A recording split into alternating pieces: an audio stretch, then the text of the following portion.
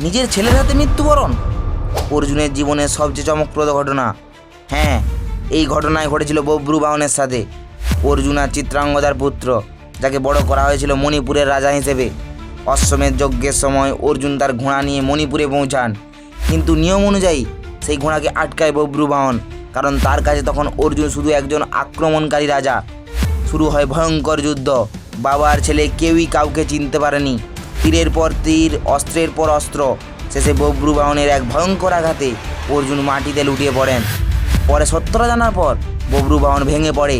নিজের বাবাকে হত্যা করেছে জেনে সে আত্মহত্যা করতে চায়, কিন্তু তখনই নাগকন্যা উলুপি এসে এক অলৌকিক নাগমণি দিয়ে অর্জুনকে পুনর্জীবিত করেন। এই ঘটনা শুধু যুদ্ধ নয়, এটা ছিল ভাগ্য, ভুল বোঝাবুঝি আর ভালোবাসার এক অদ্ভুত গল্প। মহাভারতের এই কাহিনী আজও মনে করিয়ে দেয়, সবচেয়ে বড় যোদ্ধাও ভাগ্যের কাছে হার মানে। আপনার কি মনে হয়? কমেন্টে অবশ্যই জানাবেন। আরও এরকম ভিডিও পেতে আমাদের এই চ্যানেলটি সাবস্ক্রাইব করুন।